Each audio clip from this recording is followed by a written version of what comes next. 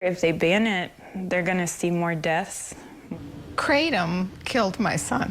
I'd never heard of it. Tonight, the high-stakes debate over the safety of a botanical herb that is gaining popularity in West Michigan. It's called kratom, and the DEA could move to outlaw it any day now.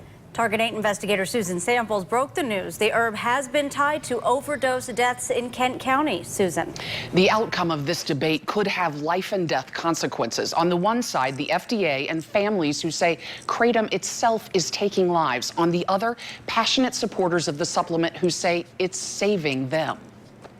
I didn't stand a chance in theory for where I came from. I was destined to be an addict. Pills and pain stole most of Amber Heitzman's 20s. I have degenerative disc disease. That's what I used to justify the addiction, was that my back hurt so bad. And I had this huge breakdown at 25. Trying to commit suicide. So sorry. Heitzman survived and beat her opioid addiction twice, but back pain threatened her recovery and her young marriage.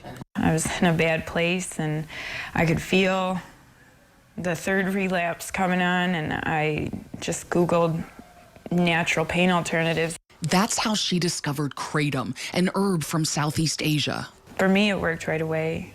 The first time I took it, it was amazing. I didn't feel the pain.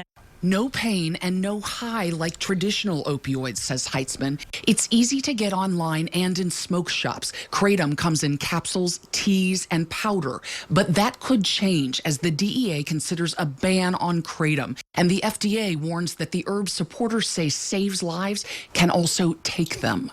When the medical examiner called me to tell me what the cause of death was, I was like, what? Spell it for me. I've never heard of it.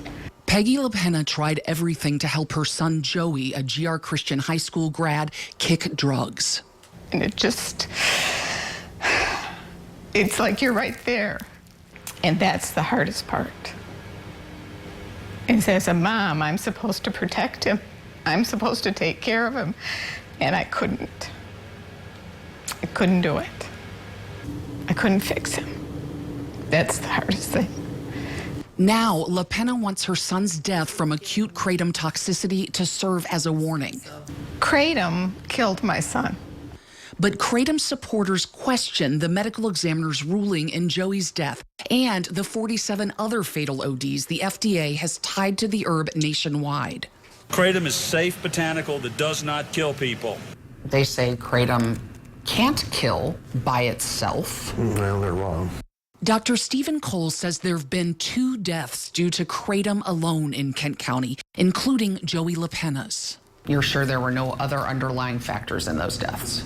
To the best of my ability, doing a complete autopsy. So let's start with this. Cole acknowledged LaPena's autopsy showed he also had Xanax in his system. He has a slightly elevated level of alcohol. Not enough Xanax, Cole said, to contribute significantly to the 21-year-old's death from kratom, a substance the FDA says exposes users to the risk of addiction, abuse, and dependence. Look, it has opioid-like properties. If you overuse it or misuse it, you can die just like you can with any opioid. End of case. I honestly don't know what I'll do if it's made illegal.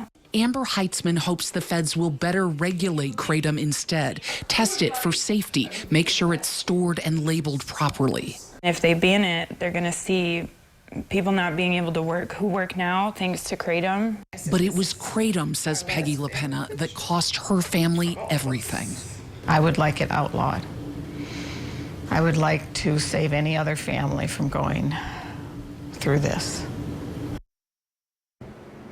State Senator Rick Jones had planned to introduce a bill to outlaw kratom here. It's already illegal in 7 states. But after a face-to-face meeting with the American Kratom Association last week, the senator has compromised, and his bill now would only outlaw adulterated or lab-enhanced kratom. Natural strains could still be sold, but only to people over 18. The DEA tells me it will determine soon if kratom should be made a Schedule I controlled substance like heroin or LSD. I'm Target 8 investigator Susan Samples.